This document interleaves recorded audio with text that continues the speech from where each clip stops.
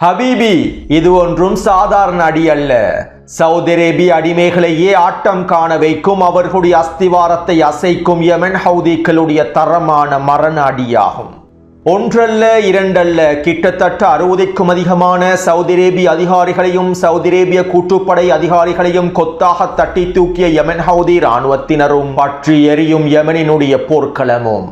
ஆயுத பற்றாக்குறையை ஒப்புக்கொண்ட டொனால்ட் ட்ரம்பும் போர் செயலாளர் பீட் ஹெக்ஸத்தோடு அவசரமாக மேற்கொண்டிருக்கக்கூடிய கலந்துரையாடல்களும் ஈரானுக்கு எதிரான தாக்குதல் உத்தரவுகளும் ஹெர்முஸ் ஜலசந்தி பிரதேசத்திலே பற்றி எரியும் ஐக்கிய அரபு அமீரகத்திற்கு சொந்தமான எண்ணெய் கப்பலும் பாபல் மண்ட பிரதேசத்தில் பற்றி எரியும் சவுதி அரேபியாவுக்கு சொந்தமான எண்ணெய் கப்பலும் ஓமானுடனான பேச்சுவார்த்தைகள் தொடர்பாக ஈரானின் வெளியுறவுத்துறை அமைச்சகம் வெளியிட்டிருக்கக்கூடிய முக்கியமான தகவல்கள்.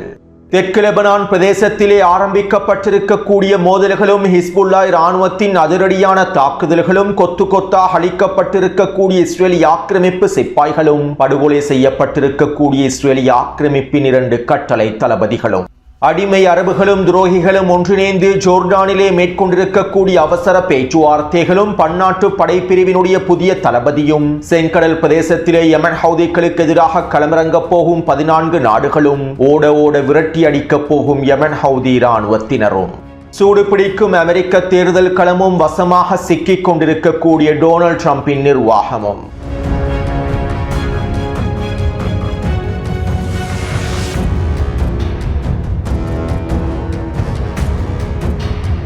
வருகின்ற நவம்பர் மாதம் அமெரிக்காவிலே இடைத்தேர்தல் நடைபெறப் போவதனால் தற்போது அமெரிக்காவினுடைய தேர்தல் களமானது சூடு பிடித்துள்ளது. அமெரிக்காவின் பல பிராந்தியங்களில் செனட் சபைக்கான முதல் கட்ட தேர்தல்களும் நடைபெற்று வருகின்றன. இப்படியான நிலைமையில் அமெரிக்காவின் மிச்சிகன் பிரதேசத்திலே நடைபெற்ற முதல் கட்ட செனட்டர் தேர்தல் போட்டியில் ஜனநாயக கட்சியை சேர்ந்த டாக்டர் அப்துல் எல் சயீத் அவர்கள் வெற்றி பெற்றுள்ளார். இஸ்ரேலிய ஆக்கிரமிப்பின் ஏஐபெக் ஆதரவை பெற்றிருக்கக்கூடிய வேட்பாளரை தோற்கடித்து டாக்டர் அப்துல் சயீத் அவர்கள் வெற்றி பெற்றுள்ளார். மேலும் டொனால்ட் ட்ரம்பினுடைய குடியரசுக் கட்சி உறுப்பினர் படுதோல்வி அடைந்துள்ளார். இதனால் வருகின்ற நவம்பர் மாதம் நடைபெறப் போகும் தேர்தலில் டொனால்ட் ட்ரம்பின் குடியரசுக் கட்சிக்கு எதிராக மிச்சிகன் பிரதேசத்திலே ஜனநாயக கட்சி சார்பாக டாக்டர் அப்துல் சயீத் அவர்களே களமிறங்கப் போகின்றார். மேலும் இந்த தேர்தலில் இவர் வெற்றி பெற்றால் அமெரிக்க செனட் சபைக்குள்ளே நுழையக்கூடிய முதலாவது முஸ்லிம் நபராகவும் இவர் இருப்பார். இதனால் தற்போது அமெரிக்க தேர்தல் களத்தில் மோதல்கள் விரிவடைந்து வருகின்றன. இஸ்ரேலிய ஆக்கிரமிப்பின் ஏஐபெக் லொபியானது பல மில்லியன் பில்லியன் டாலர்களையும் அமெரிக்க தேர்தல் களத்திலே முதலீடு செய்துள்ளது. இஸ்ரேலிய ஆக்கிரமிப்புக்கு ஆதரவான செனட்டர்களை தெரிவு செய்வதற்காகவும் இஸ்ரேலிய ஆக்கிரமிப்பை ஆதரிக்கக்கூடிய அரசியல்வாதிகளை செனட் சபைக்கும் காங்கிரஸ் சபைக்கும் கொண்டு வருவதற்காகவும் பல மில்லியன் டாலர்களையும் இஸ்ரேலிய ஆக்கிரமிப்பு முதலீடு செய்துள்ளது. இருப்பினும் இந்த முதலீடுகளையும் தாண்டி இஸ்ரேலிய ஆக்கிரமிப்பின் ஆதரவை பெற்றிருக்கக்கூடிய ஐபெக்கினுடைய ஆதரவை பெற்றிருக்கக்கூடிய வேட்பாளர்கள் தோல்வியடைந்து வருவதாக அமெரிக்க ஆய்வாளர்கள் கருத்துக்களை வெளியிட்டுள்ளார்கள். மேலும் ஈரானுக்கு எதிரான போரினால் அமெரிக்காவினுடைய உள்நாட்டு பொருளாதாரம் மிகப்பெரிய சிக்கலுக்குள் தள்ளப்பட்டுள்ளது. எரிபொருள் விலையானது $4.5 தொடக்கம் $7 வரையில் அதிகரித்துள்ளது. ஈரானுக்கு எதிரான போருக்கு முன்பு $1.5 தொடக்கம் $2.5 வரையிலேயே விற்பனை செய்யப்பட்ட எரிபொருள் தற்போது $5க்கும் அதிகமாக விற்பனை செய்யப்படுவது அமெரிக்க மக்களுடைய பொருளாதாரத்தில் மிகப்பெரிய தாக்கத்தையும் ஏற்படுத்தியுள்ளது. அது மட்டுமல்லாமல் ஜனாதிபதி தேர்தலில் அமெரிக்காவுக்கு முன்னுரிமை வழங்க வேண்டும் என்கின்ற டொனால்ட் ட்ரம்பினுடைய கொள்கைக்கு ஆதரவாக உறுதியாக இருந்த பல ஊடகவியலாளர்களும் பல அரசியல் தலைவர்களும் தற்போது டொனால்ட் ட்ரம்புக்கு எதிராக திரும்பியுள்ளார்கள். டொனால்ட் ட்ரம்பின் குடியரசுக் கட்சியில் இருக்கக்கூடிய பல முக்கியமான முன்னாள் செனட்டர்களும் டக்கர் கார்ல்சன் போன்ற ஊடகவியலாளர்களும் ஒன்றிணைந்து தற்போது டொனால்ட் ட்ரம்பினுடைய கொள்கைகளுக்கு எதிராகவே திரும்பியுள்ளார்கள். அமெரிக்காவுக்கு முன்னுரிமை, அமெரிக்க மக்களுக்கு முன்னுரிமை என்கின்ற வேலை திட்டங்களை முன்னெடுத்து கொள்கைகளை முன்னிலைப்படுத்தி ஜனாதிபதியாக பதவியேற்ற டொனால்ட் ட்ரம்பினால் தற்போது அமெரிக்கர்களுக்கான தேவைகளை நிறைவேற்ற முடியாது என்றும் அமெரிக்காவுக்கு முன்னுரிமை என்கின்ற டொனால்ட் ட்ரம்பின் கொள்கைகள் இஸ்ரேலுக்கு முன்னுரிமை என்கின்ற விதத்தில் மாற்றப்பட்டிருப்பதனாலும் தற்போது டொனால்ட் ட்ரம்புக்கு ஆதரவானவர்களே டொனால்ட் ட்ரம்புக்கு எதிராக களமிறங்கியுள்ளார்கள். இதனால் வருகின்ற இடைக்கால தேர்தலில் டொனால்ட் ட்ரம்பினுடைய குடியரசுக் கட்சியானது மிகப்பெரிய தோல்வியை சந்திப்பதற்கான வாய்ப்புகள் இருப்பதாகவே பல ஆய்வாளர்கள் கருத்துக்களை வெளியிட்டுள்ளார்கள். அத்தோடு நான் முன்னே காணொலிகளில் கூறியதை போன்று குறித்த இடைக்கால தேர்தல் தொடர்பாக டொனால்ட் ட்ரம்பும் அவருடைய நிர்வாகமும் கவலைப்பட போவதில்லை என்றும் இடைக்கால தேர்தலில் தோல்வி அடைந்தாலும் டொனால்ட் ட்ரம்பினுடைய வேலை திட்டங்களை நிறுத்த முடியாது என்றும் 2 2028ஆம் ஆண்டுக்கு பின்பும் டொனால்ட் ட்ரம்ப் தான் ஜனாதிபதி பதவியில் தொடரப் போகின்றார் என தொடர்ச்சியான பிரச்சாரங்களையும் டொனால்ட் ட்ரம்பினுடைய நிர்வாகம் மேற்கொண்டு வருகின்றது. அத்தோடு நவம்பர் மாதம் நடைபெறப் போகும் இடைக்கால தேர்தலில் டொனால்ட் ட்ரம்பினுடைய குடியரசுக் கட்சி தோல்வியடையுமாக இருந்தால் அதற்கு பின்பு அமெரிக்காவுக்குள்ளே ஒரு மிகப்பெரிய உள்நாட்டு முறுகல் நிலை ஒன்று ஏற்படுத்தப்பட்டுவிடும் என்றும் அமெரிக்காவுக்குள்ளே ஆர்ப்பாட்டங்களும் போராட்டங்களும் வெடிக்கும் என்றும் உலகப் போரை நோக்கி டொனால்ட் ட்ரம்ப் சில முக்கியமான முடிவுகளை எடுக்கப் போவதாகவும் பல தகவல்களை ஆய்வாளர்கள் வெளியிட்டு வருகின்றார்கள். சுருக்கமாக குறிப்பிடுவதாக இருந்தால் அமெரிக்காவினுடைய மிகப்பெரிய வீழ்ச்சி தற்போது ஆரம்பமாகிவிட்டது என்றே கூறலாம். அடுத்து நேற்று மாலை ஹிஸ்புல்லா இராணுவத்தினர் தெற்கு லெபனான் பிரதேசத்திலே அதிரடியான தாக்குதல்களை ஆரம்பித்திருந்தார்கள். தெற்கு லெபனானினுடைய நபட்டியா பிரதேசத்திலே அலியல் தாஹிர் மலைத்தொடர் கர்ஹாமில் இஸ்ரேலிய ஆக்கிரமிப்பு கவச படை பிரிவுகள் நிலை கொண்டிருக்கின்றன. லெபனானிய அரசாங்கத்திற்கும் இஸ்ரேலிய ஆக்கிரமிப்புக்கும் இடையிலே மேற்கொள்ளப்பட்டிருக்கக்கூடிய ஒப்பந்தத்தினுடைய நிபந்தனைகளை கூட இஸ்ரேலிய ஆக்கிரமிப்பு நடைமுறைப்படுத்தவில்லை. லெபனானிய அரசு இராணுவம் சோதனை நகரங்களுக்குள்ளே நகர்த்தப்பட்டாலும் லெபனானிய அரசு இராணுவம் சோதனை நகரங்களுக்குள்ளே களமிறக்கப்பட்டாலும் இஸ்ரேலிய ஆக்கிரமிப்பு அதனுடைய தாக்குதல்களை நிறுத்தவில்லை. இதனால் நேற்றைக்கு முன்தினம் ஹிஸ்புல்லா இராணுவத்தினுடைய பொதுச் செயலாளர் லெபனானிய அரசாங்கத்திற்கு இறுதி எச்சரிக்கைகளை வெளியிட்டார். மேலும் இவற்றை நாங்கள் பொறுத்துக் கொள்ளப் போவதில்லை என்றும் அறிவித்திருந்தார். இதன் அடுத்த கட்டமாகவே ஹிஸ்புல்லா இராணுவத்தினர் இஸ்ரேலிய ஆக்கிரமிப்பு படைகளை இலக்கு வைத்து அதிரடியான தாக்குதல்களை மேற்கொண்டுள்ளார்கள். ஹிஸ்புல்லா இராணுவத்தினுடைய ரத்வான் படைப்பிரிவினர் அலியல் தாஹிர் மலைத்தொடர் கர்ஹாமில் களமிறங்கி கவசதிர் பேவுகணை தாக்குதல்களையும் பொறிவைத்த தாக்குதல்களையும் மேற்கொண்டுள்ளார்கள். இந்த தாக்குதலினால் குறித்த கவச படைப்பிரிவில் இருக்கக்கூடிய 2 மெர்காவா போர் தங்கி வாகனங்களும் ஒரு நேமர் போர் வாகனமும் அளிக்கப்பட்டுள்ளது. மேலும் இந்த தாக்குதல்களினால் கிட்டத்தட்ட 20க்கும் அதிகமான இஸ்ரேலிய ஆக்கிரமிப்பு சிப்பாய்கள் படுகாயமடைந்திருப்பதாகவும் அளிக்கப்பட்டிருப்பதாகவும் தெரிவிக்கப்படுகின்றது. இருப்பினும் இஸ்ரேலிய ஆக்கிரமிப்பு ராணுவம் குறித்த தாக்குதல்களிலே 2 கட்டளை தளபதிகள் மாத்திரமே கொல்லப்பட்டிருப்பதாக ஒப்புக்கொண்டுள்ளது.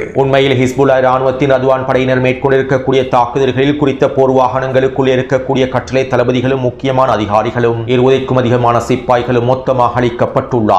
அத்தோடு இந்த தாக்குதல்களை தொடர்ந்து நேற்றிரவு இஸ்ரேலிய ஆக்கிரமிப்பு தெற்கு லெபனான் பிரதேசத்திலே உச்ச வான்வழி தாக்குதல்களையும் ஆரம்பித்தது. ஹிஸ்புல்லா இராணுவத்தினர் யுத்த நிறுத்த ஒப்பந்தத்தை மீறி எங்களுக்கு எதிரான தாக்குதல்களை மேற்கொண்டுள்ளார்கள். இஸ்ரேலிய இராணுவத்திற்கு எதிரான தாக்குதல்களை ஆரம்பித்துள்ளார்கள். இதனால் நாங்கள் தெற்கு லெபனான் பிரதேசத்திலே உச்சக்கட்ட தாக்குதல்களை ஆரம்பிக்கின்றோம் என கூறி இஸ்ரேலிய ஆக்கிரமிப்பு வான்வழி தாக்குதல்களை ஆரம்பித்தது. இதற்கமைவாக கடந்த 24 மணித்தியாலங்களுக்குள் தெற்கு லெபனான் பிரதேசத்திலே கிட்டத்தட்ட 15க்கும் அதிகமான வான்வழி தாக்குதல்கள் மேற்கொள்ளப்பட்டுள்ளன. ஹிஸ்புல்லா இராணுவத்தை இலக்கு வைத்து தாக்குதல்களை மேற்கொள்வதாக கூறி தெற்கு லெபனான் பிரதேசத்தில் இருக்கக்கூடிய குடியிருப்பு பகுதிகளை இலக்கு வைத்து இந்த வான்வழி தாக்குதல்கள் மேற்கொள்ளப்பட்டிருந்தன. மேலும் நபட்டியாவின் வடக்கு பகுதியில் இருக்கக்கூடிய தெற்கு லெபனான் கிராமங்களிலிருந்தும் மக்களை அவசரமாக வெளியேறுமாறும் ஏனைய பிரதேசங்களிலும் நாங்கள் தரைவழி தாக்குதல்களை விரிவாக்கப் போகின்றோம் என்றும் இஸ்ரேலிய ஆக்கிரமிப்பு ராணுவம் தற்போது அறிவித்துள்ளது.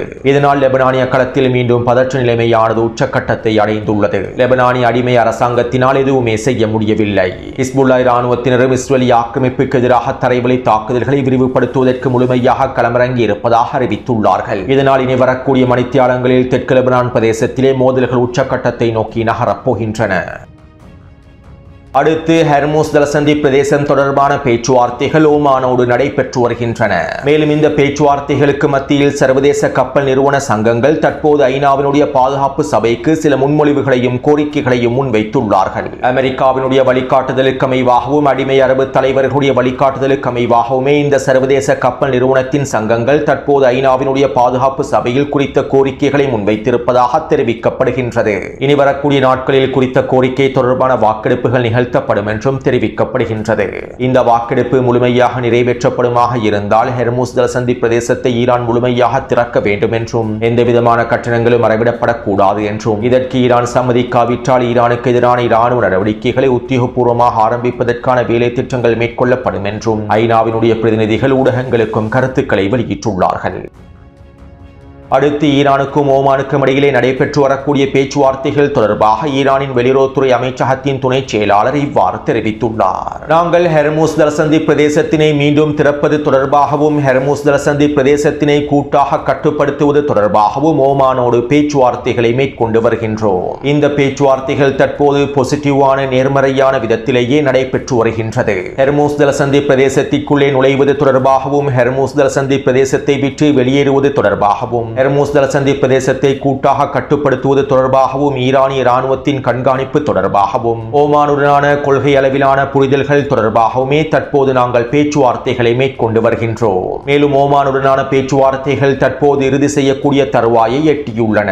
ஹெர்மூஸ் ஜலசந்தி பிரதேசத்திற்குள்ளே நுழையக்கூடிய கப்பல்களும் ஹெர்மூஸ் ஜலசந்தி பிரதேசத்தை விட்டு வெளியேறக்கூடிய கப்பல்களும் ஈரானிய வழித்தடத்தையே பயன்படுத்த வேண்டும். இதற்கமைவாகவே தற்போது ஒரு புதிய மாதிரி உருவாக்கப்பட்டுள்ளது. ஹெர்மூஸ் ஜலசந்தி பிரதேசத்தினுடைய பாதுகாப்பை உறுதிப்படுத்துவதற்கும் ஈரானுடைய தேசிய இறையாண்மையை பாதுகாப்பதற்கும் ஒட்டுமொத்த ஹெர்மூஸ் ஜலசந்தி பிரதேசத்தின் மீதும் இறையாண்மையை செலுத்துவதற்கு ஈரானுக்கு எல்லா விதமான உரிமையும் இருக்கின்றது. இதற்கமைவாகவே தற்போது ஒரு புதிய மாதிரி முன்வைக்கப்பட்டு இவை தொடர்பான விவாதங்கள் நடைபெற்று வருகின்றன. ஹெர்மூஸ் ஜலசந்தி பிரதேசத்தை ஈரான் முழுமையாக கட்டுப்படுத்துவதன் மூலமாக அமைதியான காலப்பகுதியிலும் ஹெர்மூஸ் ஜலசந்தி பிரதேசம் முழுமையாக இழுத்து மூடப்படும் என்று யாரும் நினைக்க கூடாது. ஹெர்மூஸ் ஜலசந்தி பிரதேசத்தை தொடர்ச்சியாக இழுத்து மூடி ஒட்டுமொத்த உலகத்தினுடைய பொருளாதாரத்தையும் சீர்குலைக்க வேண்டும் என்பதும் எங்களுடைய நோக்கமல்ல. இருப்பினும் எங்களுடைய முடிவுகள் ஆக்கிரமிப்பாளர்களுடைய செயற்பாடுகளிலேயே தங்கியுள்ளது. மத்திய கிழக்கு பிராந்தியத்தை விட்டு அமெரிக்கா வெளியேறும் வரையில் இந்த பிராந்தியம் ஒரு பொழுதும் அமைதியாக இருக்காது.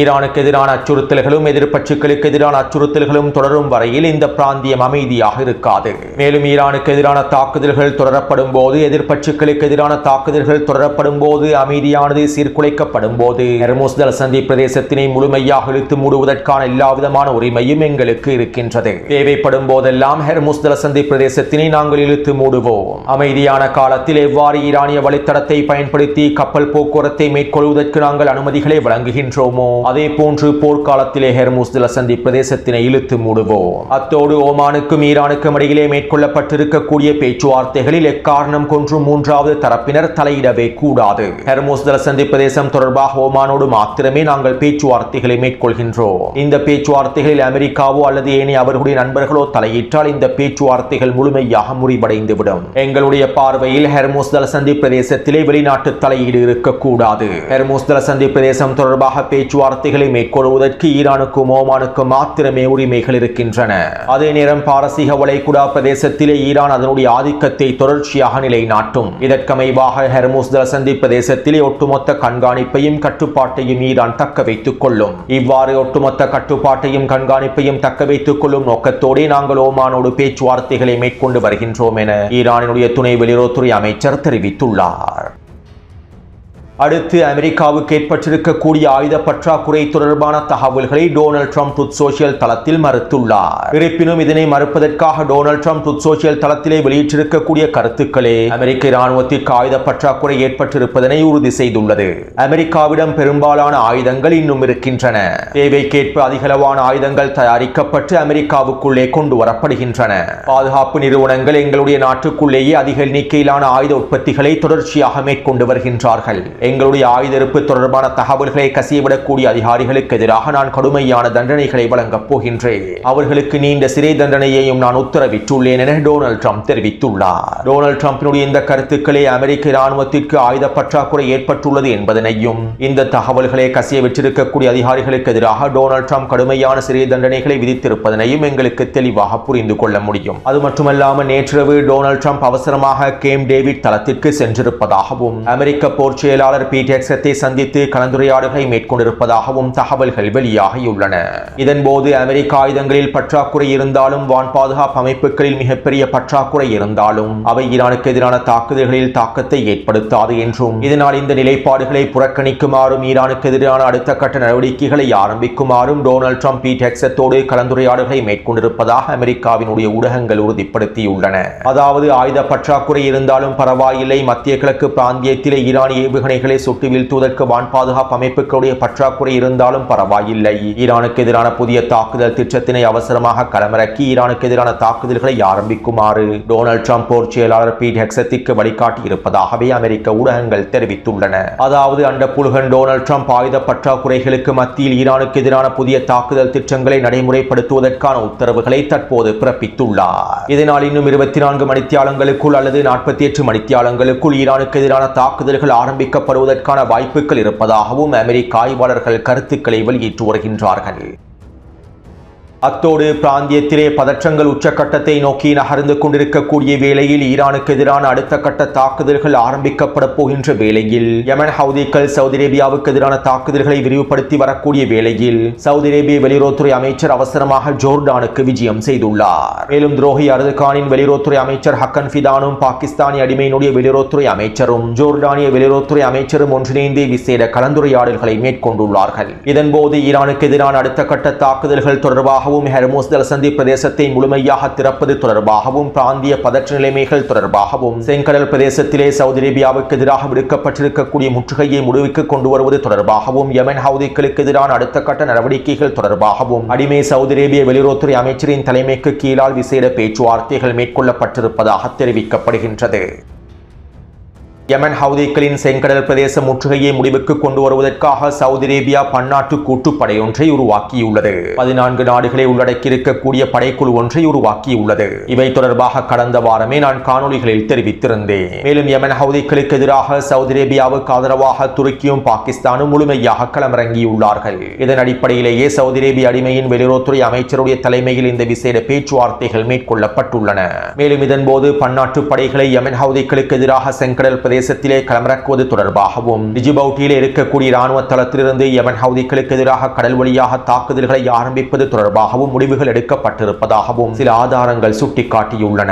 மேலும் இதன் அடுத்த கட்டமாகவே இன்றைய தினம் சவுதி அரேபியாவினுடைய பாதுகாப்பு அமைச்சகம் பன்னாட்டு படைகளுக்கான தளபதியையும் அறிவித்துள்ளார்கள். அதாவது யமன் ஹவுதிகளுக்கு எதிராக களமிறக்கப்பட போகும் பன்னாட்டு கூட்டுப்படைகளுடைய தளபதியாக சவுதி அரேபிய இராணுவத்தின் தளபதிகளிலே ஒருவராக செயற்படக்கூடிய ரியர் அட்மிரல் அப்துல்லா அல் ஷேரியை களமிறக்கி இருப்பதாக தெரிவு செய்திருப்பதாக குறிப்பிடப்படுகின்றது. இவருடைய தலைமைக்கு கீழாலேயே யமன் ஹவுதிகளுக்கு எதிரான மிகப்பெரிய படைப்பிரிவானது செங்கடல் பிரதேசத்தில் களமிறங்கப் போவதாகவும் யமன் ஹவுதிகளுக்கு எதிரான கடல் வழி தாக்குதல்களை இவரை வழிநடத்தப் போவதாகவும் தெரிவிக்கப்படுகின்றது. அதே போன்று சவுதி அரேபிய அடிமையினால் உருவாக்கப்பட்டிருக்கக்கூடிய இந்த பன்னாட்டு கூட்டுப்படைகளையும் செங்கடல் பிரதேசத்திலே யமன் ஹவுதி இராணுவத்தினர் ஓட விரட்டி அடிக்கப் போகின்றார்கள். அத்தோடு இன்று அதிகாலை வேளையில் பாபல் மண்ட பிரதேசத்திற்கு தெற்கு பகுதியிலே சவுதி அரேபியாவினுடைய இன்னும் ஒரு எண்ணெய் கப்பலை இலக்கு வைத்து யமன் ஹவுதி இராணுவத்தினர் தாக்குதல்களை மேற்கொண்டுள்ளார்கள். இந்த தாக்குதலினால் குறித்த எண்ணெய் கப்பலானது தற்போது பற்றி எறிந்து கொண்டிருக்கின்றது. மேலும் குறித்த எண்ணெய் கப்பலில் இருக்கக்கூடிய மாலுமிகளும் ஊழியர்களும் பாதுகாப்பாக வெளியேற்றப்பட்டிருப்பதாகவும் இந்த எண்ணெய் கப்பல்களும் மூழ்கக்கூடிய அபாயத்திற்கு தள்ளப்பட்டிருப்பதாகவும் தெரிவிக்கப்படுகின்றது. சவுதி அரேபியாவுக்கு சொந்தமான டைசி என்கின்ற மிகப்பெரிய எண்ணெய் கப்பலை இலக்கு வைத்து இந்த தாக்குதல்கள் மேற்கொள்ளப்பட்டிருப்பதாக சர்வதேச கப்பல் போக்குவரத்து நிறுவனங்களும் உறுதிப்படுத்தியுள்ளன. அதே போன்று யமனின் களத்திலே தரைவழி மோதல்கள் உச்சக்கட்டத்தை நோக்கி நகர்ந்து கொண்டிருக்கின்றன. கடந்த 3 நாட்களாக யமனின் தென்மேற்கு பிரதேசமான தாய்ஸின் தென்மேற்கு பிரதேசத்திலே வீரியமான மோதல்கள் நடைபெற்று வருகின்றன. இப்படியான நிலைமையில் யமன் ஹவுதி இராணுவத்தினர் சவுதி அரேபிய கூட்டுப்படைகளுக்கு எதிராகவும் சவுதி அரேபிய படைக்குழுக்களுக்கு எதிராகவும் அடுத்த கட்ட வீரியமான தாக்குதல்களை ஆரம்பித்திருந்தார்கள். அதாவது குறித்த வரைபடத்தில் இலக்கம் 4 குறிப்பிடப்பட்டிருக்கக்கூடிய ரய்யான் பிரதேசத்திலேயே சவுதி அரேபிய கூட்டுப்படைகள் அதிகமாக நிலை கொண்டுள்ளார்கள். யமன் ஹவுதிகளுக்கு எதிரான தரைவழி தாக்குதல்களும் குறித்த பகுதியினூடாக மேற்கொள்ளப்பட்டு வருகின்றன. முன்னைய காணொலிகளில் இவை தொடர்பாக தெளிவாக குறிப்பிட்டிருந்தேன். இப்படியான நிலைமையில் இலக்கம் 4 குறிப்பிடப்பட்டிருக்கக்கூடிய அல் ரய்யான் பிரதேசத்தில் நிலை கொண்டிருக்கக்கூடிய சவுதி அரேபிய கூட்டுப்படைகளுக்கு தேவையான அனைத்து விதமான இராணுவ தளவாடங்களையும் ஆயுத உதவிகளையும் இலக்கம் 5 குறிப்பிடப்பட்டிருக்கக்கூடிய ஹதர்மௌத்தின் அல் அப்ரார் பிரதேசத்தில் இருக்கக்கூடிய இராணுவ கட்டளை தளத்திலிருந்தே வழங்கி வந்தார்கள். அதாவது யமனின் கிழக்கு பிரதேசமான ஹதர்மௌத்தினுடைய மிக முக்கியமான பிரதேசமாகவே அல் அபர் பிரதேசம் காணப்படுகின்றது. இலக்கம் 5 குறிப்பிடப்பட்டிருக்கக்கூடிய பிரதேசமே அல் அபர் பிரதேசமாகும். இந்த அல் அபர் பிரதேசத்திலேயே மிகப்பெரிய இராணுவ கட்டளை தளம் காணப்படுகின்றது. அதாவது அல் அபர் பிரதேசத்திலே சவுதி அரேபியாவுக்கு சொந்தமான மிகப்பெரிய இராணுவ கிடங்குகளும் இராணுவ கட்டளை தளங்களும் காணப்படுகின்றன. மேலும் இந்த இராணுவ கிடங்குகளையும் இராணுவ கட்டளை தளங்களையும் பாதுகாப்பதற்காக சவுதி அரேபியா தங்களுடைய சொந்த படைப்பிரிவுகளையே களமிறக்கியுள்ளது. சுருக்கமாக குறிப்பிடுவதாக இருந்தால் அல் அபர் பிரதேசமானது சவுதி அரேபியாவுடைய நேரடியான கட்டுப்பாட்டுக்கு கீழால் இருக்கக்கூடிய இராணுவ மயமாக்கப்பட்ட மிக முக்கியமான பிரதேசமாகும்.